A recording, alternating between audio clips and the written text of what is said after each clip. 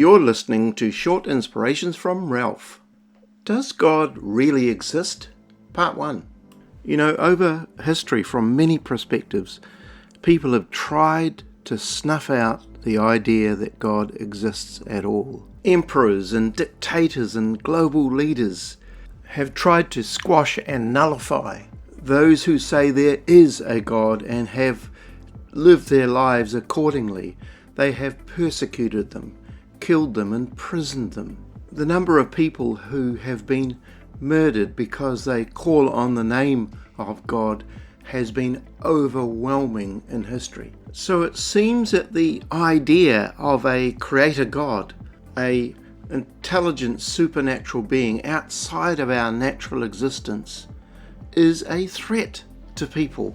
Why would that be? It seems that the more that people try and snuff out the idea of God and this thing called Christianity, the more it goes underground and spreads.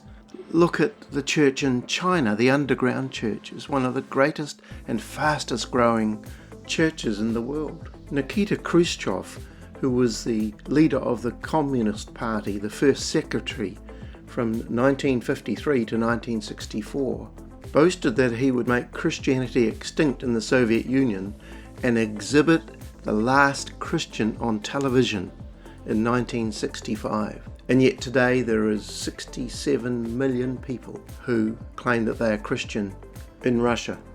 So does God really exist? Or is it just a pipe dream, some sort of utopia or opium for the masses, as some communist leaders have claimed? In 1971, ex-Beatle, the late John Lennon, penned a song called Imagine. And he goes through the song asking us to imagine that there's no heaven, no hell, everyone living together in brotherhood, no religion or God. And he says, you may say I'm a dreamer, but I'm not the only one. I hope someday you'll join us and the world will be as one. Really? Can this world and mankind exist without God? I mean, the song sounds nice and it sounds almost emotional for us to dream about that. But there are massive flaws in what's being proposed for us to imagine. So, is there anybody out there? Anybody out there? Anybody out there? And I would say with a resounding yes, there is a God. There is someone out there. And if we just open our eyes, we can see that the evidence is overwhelming. And in this series, I want to talk about that. And actually, amongst the many reasons that I want to bring out is the question that John Lennon brings, which is imagine there's no God, basically. And if you think of a world without God, what a dismal, desolate and lonely place and future we would have. Paul said, in him we live and move and have our being. And that word being doesn't just mean we have life, but it also means we have this thing called hope.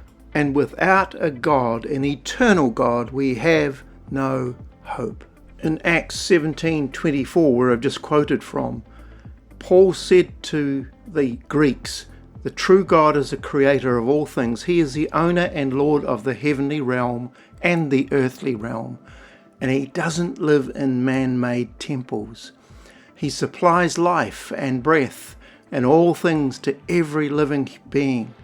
He doesn't lack a thing that we mortals could supply for him, for he has all things and everything he needs.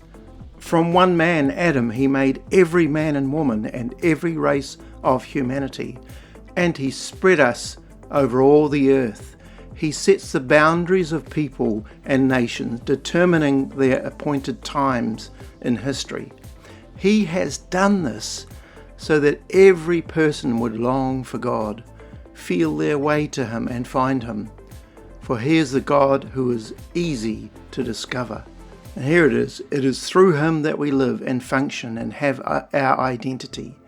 And so he holds us all together. He holds this world together and us and every living thing.